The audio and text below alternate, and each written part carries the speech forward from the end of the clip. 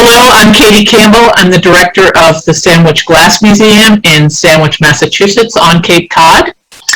The Sandwich Glass Museum has been in existence since 1907, and its primary function is to preserve the history of Sandwich, and in particular the role the Boston and Sandwich Glass Company played in the evolution of Sandwich itself and Cape Cod as it ushered in the industrial age.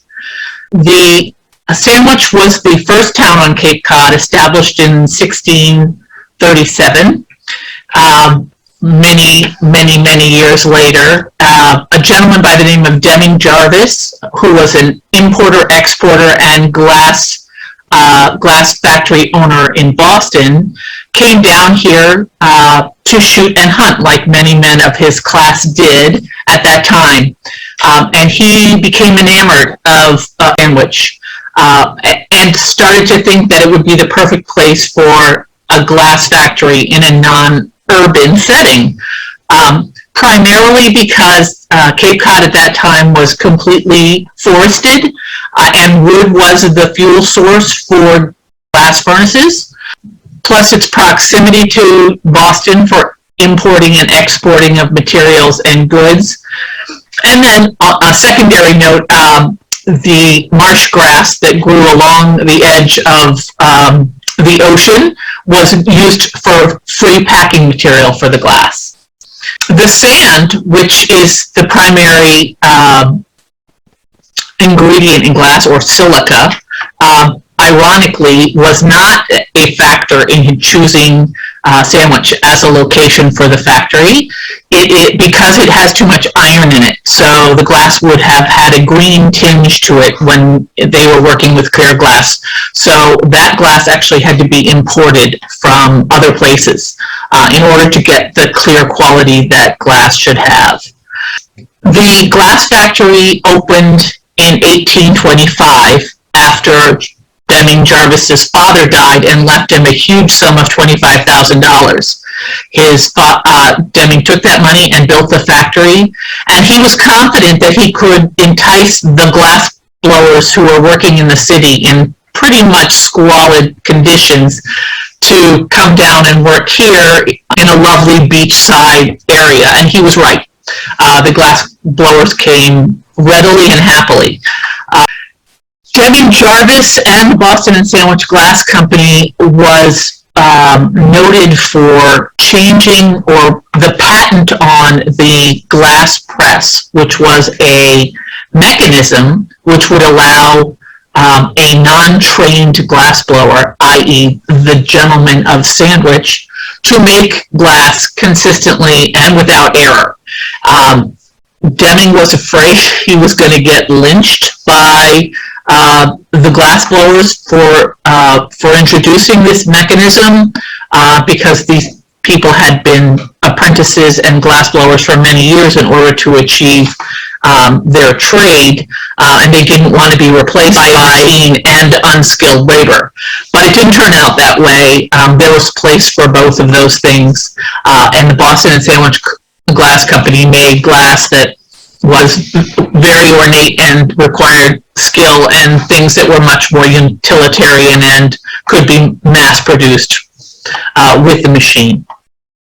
The glass company actually closed in 1888 because of a glassblower strike, so it didn't have a very long life, 1825 to 1888, but at one point it was the biggest glass manufacturer in the world. The museum shows all of the glass from its beginnings to just blown glass, to mold blown glass, to pressed glass, to decorated glass, to threaded glass, to cut and engraved glass. And that is sort of the cycle of which glass moved in this area. Glass used to be a luxury. And when Deming Jarvis opened the Boston and Sandwich Glass Factory, one glass was often shared by an entire family. Glass was unique, valuable. People showed it off as being something very noteworthy. As time went on and prices got cheaper and mechanization of making glass progressed, the price of glass came down and people started to have more of it. And then they started to, it was never cheap, but it became much more affordable. And people started to collect sets of it for their table. This is in the Victorian era, when people, liked lots of fancy, fun, exotic things, and glass was one of those things.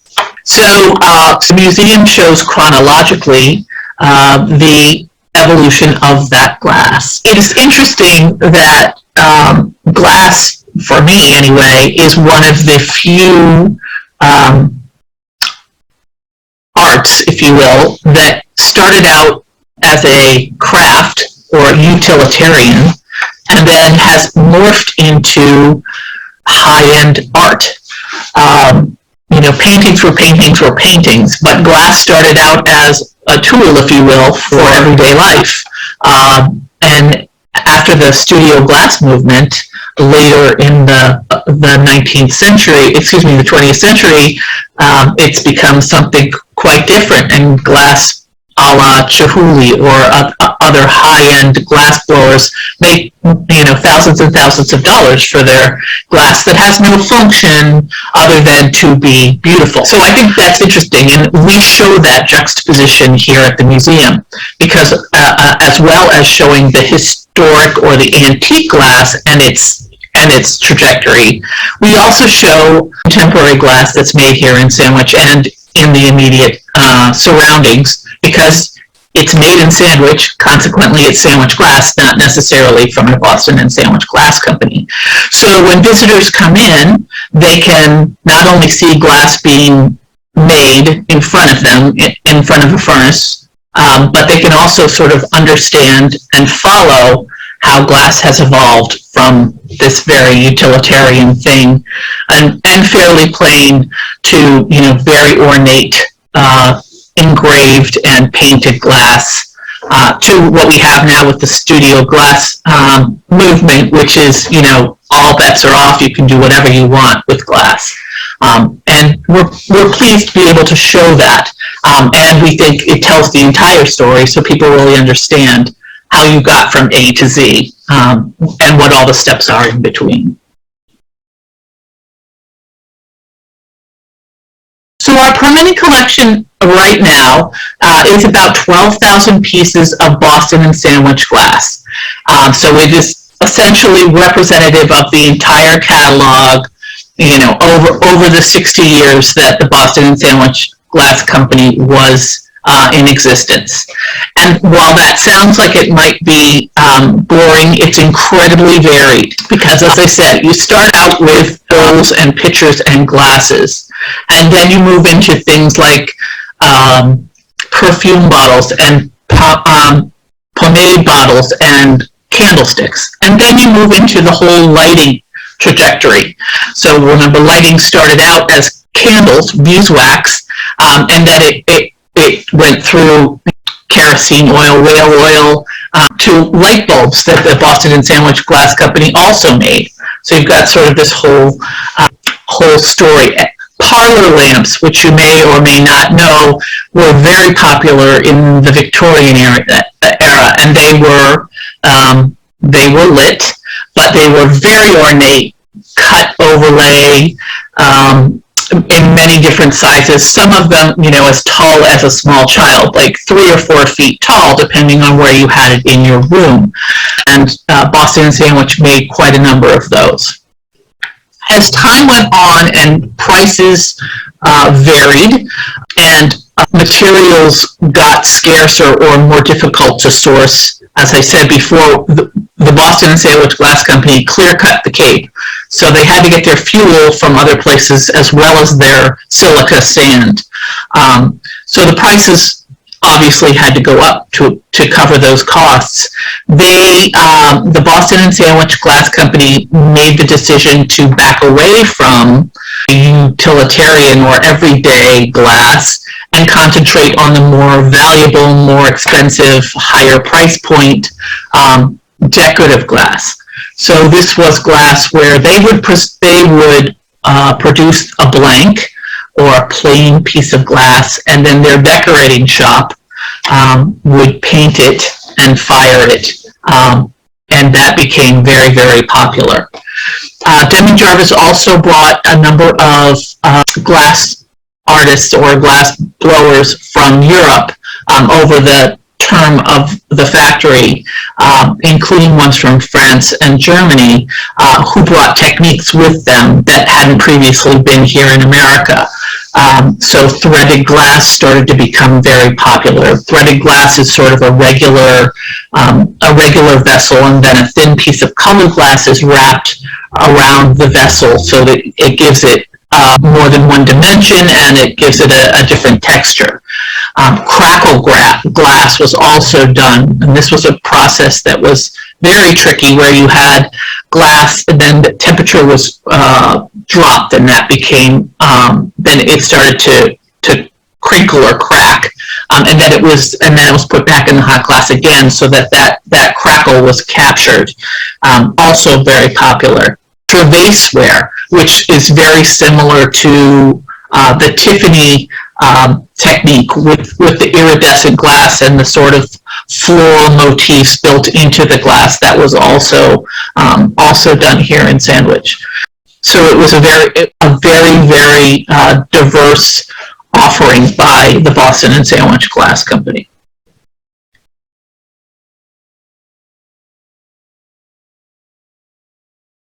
We do 3 special exhibitions a year. The first one that we have this year is the work of Monday Hepburn, and he is a glass artist that works with glass and natural or noble gases. So he fills glass shapes, large size glass shapes, with noble gases and electrical current, and they glow in sort of neon colors, and they pulsate. You can see the electrical charge going through them. It's a fabulous exhibit, very Dr. Seussian, if you're familiar with the children's book author Dr. Seuss. They're very fantastic and modern looking, but it's an interesting way to play with glass, and there's a growing movement of what are called neon glass artists, who are playing with how to play with gas, neon in particular, but there are others, and electrical current and light, and to see what you can do with that. And it makes the glass move, if you will. So that's very interesting. And then in our special exhibition gallery this year, we have an invitational called In Her Voice, Influential Women in Glass, which is 17 influential or prominent women glass blowers that we wanted to promote and educate the public about. The criteria for being in the exhibit was that they had to have some connection to New England, Massachusetts in particular.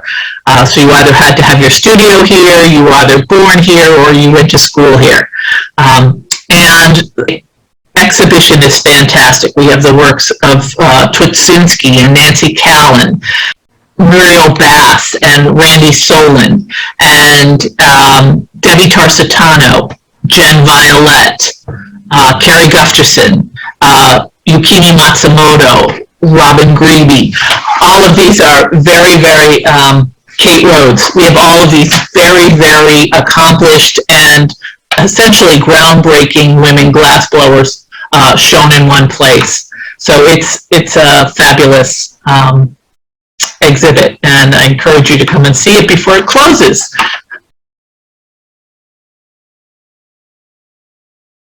We have glass blowing every hour on the hour.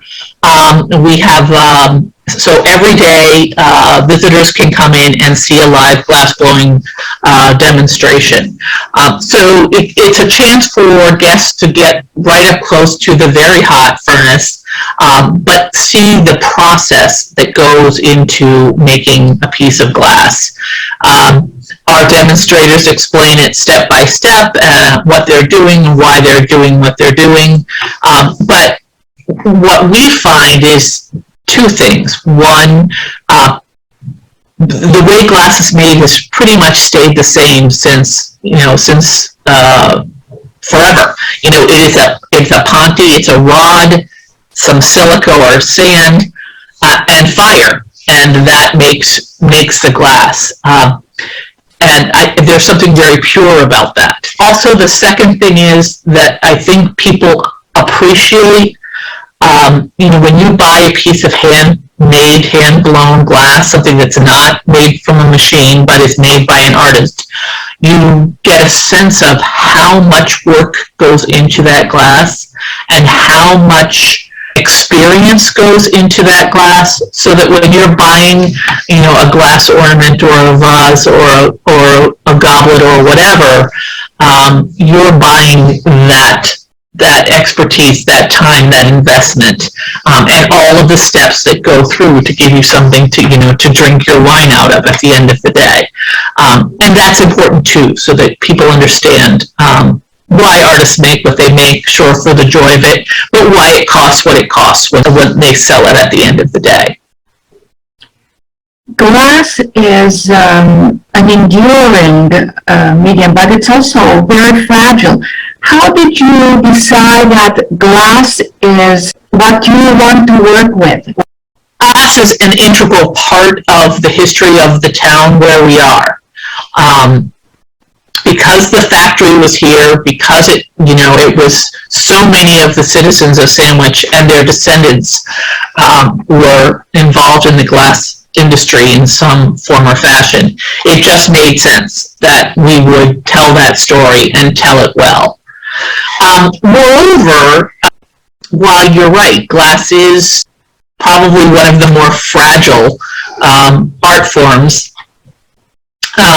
it continues to intrigue everybody, and it's used every day by everybody. So to celebrate that, to tell the history of that, to project or hypothesize about the future of that, is just so exciting for us. We get to revel in the skill and the artistry that it took to make glass as we knew it, and we get to revel in the skill and artistry of the glass as we don't know it yet. And that's pretty exciting. I can't imagine a more fun medium than glass. One of the things about glass, too, when you said about its fragility, you kind of have to appreciate it when it's in front of you, because you know that, unlike metal or wood, it can break at any time. It is actually, the glass that you're drinking from is actually not a solid. Glass is still moving even after it's been annealed, and it could break at any time for no reason. That's kind of fun too. It's just to know that yes, you're enjoying it right now, but you may not be able to enjoy it 10 years, 20 years down the road, because it will break. Do you collaborate with schools? We do work with the schools. In the American curriculum, there is always a section on the industrial age in the United States. Certainly in Sandwich, every third grader and every fourth grader comes through. And so gets to see how the glass is made and the history of Sandwich, the history of glass in Sandwich as it relates to these little kids who live in Sandwich. But we also work with the Teachers Association of Massachusetts and a number of college programs that come in and study and research the glass that we have here. You mentioned that you have a large number of glass pieces, and I'm assuming they're not all on display at the same time. Are you rotating them? Yes, so we have our permanent collection. We actually rotate them quite a bit, but you don't always know it. Because of the way the museum is set up, and it's set up chronologically by the way the glass was produced in terms of time. we switch it when we get new pieces that are examples of something that we don't have. We put one thing in and take one thing out. As I said, we have about 12,000 pieces, and we have 6,000 pieces out. We often we try to do one historic exhibit a year and one contemporary exhibit a year in our special gallery. So right now we're in contemporary glass, but our Christmas exhibit is Forever in Bloom, which is the use of florals in glass, as far back as the early 1800s. And so that we'll pull things out of the archives for that, as well as incorporate some contemporary pieces. Do you have glass artwork on loan to other museums? We do. We don't do a whole lot of loaning, and part of that has to do with COVID right now. But we have done it in the past. We have pieces at the State House in Boston, but we do loan to local museums. We haven't done a long distance loan in quite a while. But largely because there are so many museums in Massachusetts that are interested in our pieces. So we work with Heritage Museum, and we work with the Nye Family Museum and other museums that are in the area that are looking for something mostly regionally specific. How do you see the future of the museum? The future of the museum, I think, is going to be more of a balance between antique and contemporary glass. There is absolutely an audience for antique and historic glass, but the trend is there's a more broad audience for contemporary glass and the ability to show different techniques with that glass. One of the things that we're working on is providing opportunities for non-traditional glass blowers to work or train or visit here. That program is in its infancy right now, but we're basically trying to offer the opportunity to learn how to blow glass to people who normally wouldn't get that chance. Again, there are glass programs in many of the arts colleges that are around here, but we're talking about people who might be interested in it at an earlier age, i.e., 18, like right out of high school, who are learning the trade of glass blowing, because it is still a viable way to earn a living, and we have a lot of studios on Cape Cod of people doing just that. The factories we don't have, but we absolutely have the studios, so we're trying to help with that. We also hope to have more of an educational component to the museum as time goes on.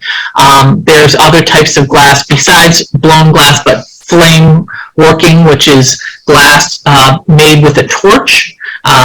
It's a big part of some of the glass that we have downstairs. We'd like to be able to demonstrate that and teach that on a regular basis.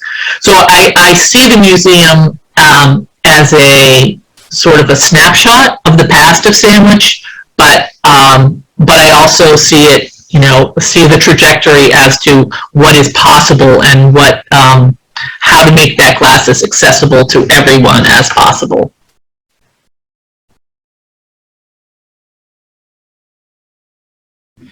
That's one of the things that is so fun about being here, is that, glass is so colorful.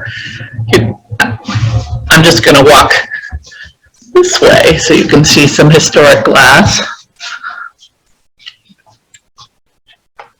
Glass looks great in natural light, so we have a lot of windows. So I'm taking you to the mid-century pressed glass gallery. And this is all glass that was made in the 1850s. This is when color started to become a thing. And the color is achieved by adding metals to the clear glass. So cobalt is added to the glass to make blue. Gold is added to the glass to make red. Iron is added to make the glass green, etc. So this is some of the glass that was very popular in the 1800s.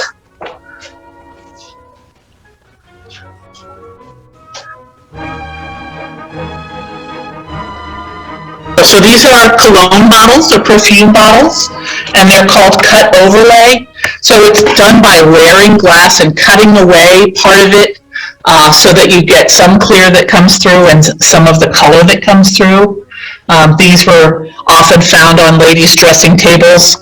You'll remember that back in the 1800s, people didn't bathe as often, so cologne was very popular and used in great amounts. So while these bottles look huge, people used it every day to sort of make themselves smell better than they might normally if they bathed more frequently.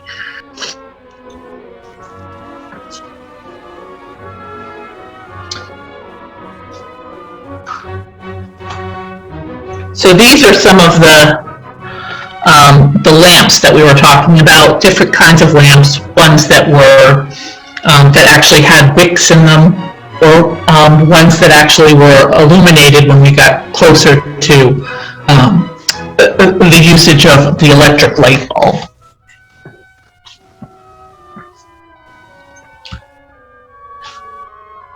Canary glass.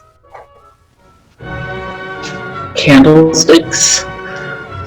These are all pressed candlesticks. Now, one of the neat things about the candlesticks, the Boston and Sandwich Glass Company had different molds for the different pieces.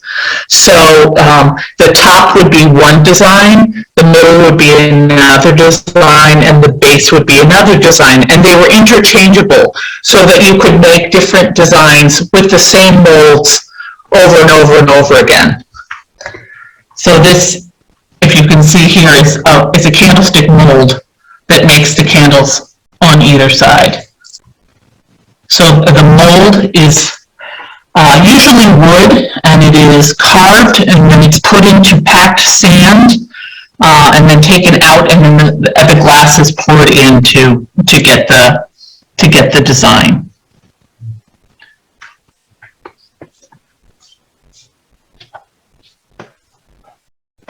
This is more of the pattern glass. This is later in the 1800s when people started to collect sets for their homes and their dining tables. So everything got made in glass and everything got made in the same pattern. And so the number of patterns that existed was vast. I don't know, I don't even know how many patterns the Boston and Sandwich Glass Company had, but many.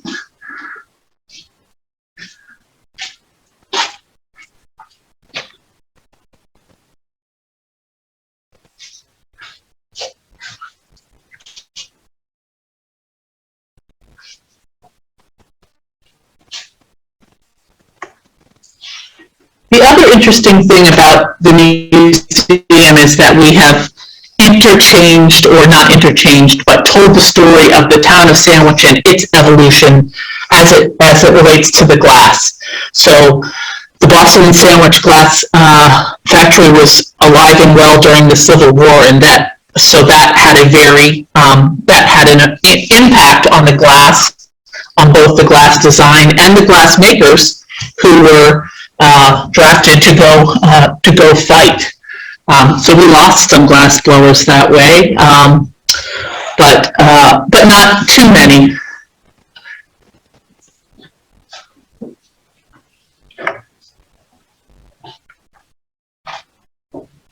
So here's more of the glass, and then as we start to get into different techniques, this is called Vasamrina. It's got this sort of gold fleck in it that was very popular in the late 1883, 1884. And then we start to get into the deviation into the painted glass that we spoke of before, stuff like this. The decorators the decorating shop was usually head by a very strong decorator illustrator, but the decorators themselves were often women. And in a time when women could only typically be teachers or nurses, this was another viable job. And they got paid like $1 a week. So they were making a lot of money, and they were called the best dressed women in Sandwich, which I always thought was cool. Here's a picture, I don't know if you can see it, of some of the women glass decorators, excuse me.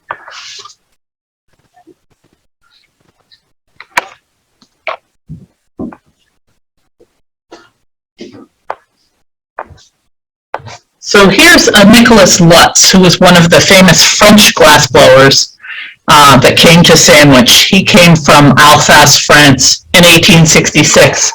And he was very skilled at making paperweights and what was termed fancy glass. And this is some of his design work here. This is the threaded glass and then the striped glass. That's the Sandwich Glass Museum. We are open 7 days a week, February through December. We're only closed in January to do maintenance on the furnace. And we invite you to come to Sandwich and to see the glass that made Sandwich famous, but also to see the glass that continues to make Sandwich famous.